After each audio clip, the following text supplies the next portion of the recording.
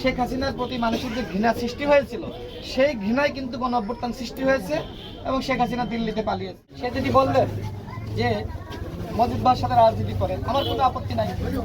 মজিদ ভাই যদি এই এলাকা থেকে নির্বাচিত হয়ে মানুষের জন্য কাজ করে, আমি তাকে সহযোগিতা করি, আমার কোনো হীনমন্যতা নাই। আমি এরকম মানুষ যে মজিদ ভাইকে যদি জনগণ ভোট দিয়ে নির্বাচিত করে, আমি মজিদ ভাইকে সহযোগিতা করবো যে ভাই ঠিক আছে আপনি এই ভালো কাজটা করেন। আমি মজিদ ভাইকে বাধ্য করবো এই ভালো কাজটা করতে। এই ঝিনাইদহ 2 আসনের উন্নয়নে আমি তাকে বলবো যে ভাই কাজটা করেন, সহযোগিতা করবো, আমাকে সে সবসময় পাশে পাবে। আমি এই প্রতিহিংসার রাজনীতি পছন্দ করি না। ঠিক একইভাবে আমি যদি আল্লাহ যদি আমাকে সুযোগ দেয়, তাহলে আমার ভাই এখানে যারা আছেন মজিদ ভাই সহ আর অন্যান্য ভাই, সবার দায়িত্ব তো রাশেদ খানকে সহযোগিতা করা।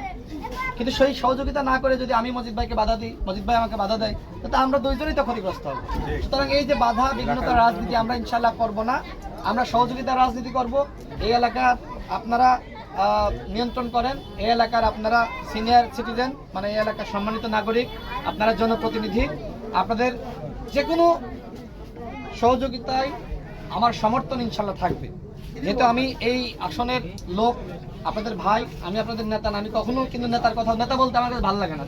মানুষ আমাকে বলবে অমকের নেতাই, আমি এই শব্দটা মনে করি যে ভাই, আপনি আমার ভাই, আমি আপনার ভাই, এই ভাই ভাই মিলে আমাদের এলাকার উন্নয়ন করতে চাই, ঠিক কিনা? তো আমি আর কথা বাড়াচ্ছি না। আমি মেম্বার সাহেবকে অনেক ধন্যবাদ জানাচ্ছি যে সে এইখানে আমাদের চায়ের দাওয়াত দিয়েছে। আমরা একসাথে ইনশাল্লাহ চা খাই এবং এলাকার উন্নয়নে ইনশাল্লাহ কাজ করে যাই, এটা আমার কথা। আমি এখানে আসলে কোনো মানে প্রতিহিংসার রাজনীতি চাই না এই জেলাতে। আমি চাই সহযোগিতার রাজনীতি। আমি মজিদ ভাইয়ের সাথে আমার যথেষ্ট ভালো সম্পর্ক, তার সাথে আমার সম্পর্ক কিন্তু এই অভ্যুত্থানের পরে না। সে যখন ঢাকায় মিছিল মিটিং করার জন্য গিয়েছে সেই সময় থেকে তার সাথে আমার সম্পর্ক, তার অবদান আছে, ভূমিকা আছে, আমি এটা স্বীকার করি, তাই না? ফেসিবাদের আমলে তার ভালো ভূমিকা আছে এবং অন্যান্য দল যারা আছে তারাও ভালো ভূমিকা রেখেছে। সুতরাং আমরা এই জেলার মানুষ, এই জেলার দায়িত্ব আমাদের নিতে হবে। বিশেষ করে একজন রাজনৈতিক কর্মীর দায়িত্ব অনেক বেশি। একজন রাজনৈতিক কর্মীর দায়িত্ব আর একজন সাধারণ মানুষের থেকে কিন্তু বেশি, তাই না? কারণ সে আগামীতে জনপ্রতিনিধি হওয়ার সম্ভাবনা আছে। তো সেক্ষেত্রে এই রাজনৈতিক কর্মীকে সচেতনভাবে কাজ করতে হবে, যাতে করে মানুষ ক্ষুব্ধ না হয়, মানুষ রাগান্বিত না হয়, মানুষ যাতে কষ্ট না পায়। মানুষকে নিয়েই তো রাজনীতি। মানুষ যদি আমাকে আপনাকে ভালো না বাসে, তাহলে কি রাজনীতি করবে? ঘৃণা নিয়ে কি রাজনীতি করা যায়? শেখ হাসিনার প্রতি মানুষের যে ঘৃণা সৃষ্টি হয়েছিল সেই ঘৃণায় কিন্তু গণ অভ্যুত্থান সৃষ্টি হয়েছে এবং শেখ হাসিনা দিল্লিতে পালিয়েছে।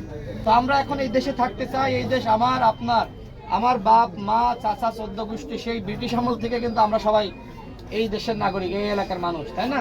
সুতরাং আসুন আমরা একসাথে কাজ করি। আপনাদের সবাইকে ধন্যবাদ এবং মেম্বার সাহেবকে অসংখ্য ধন্যবাদ। আপনাদের সবার প্রতি ভালোবাসা। এই গ্রামের এবং এই অঞ্চলের মানুষের কাছ থেকে মেম্বারশিপের বেশ ভালো প্রশংসা শুনলাম, এটা আমার ভালো লাগলো, আমার তৃপ্তি লাগলো। আমি চাই যে জনপ্রতিনিধি এরকম হোক, যার প্রশংসা আমি যেখানে যাব তার প্রশংসা শুনবো, এটা আমি চাই। থ্যাংক ইউ ভাই।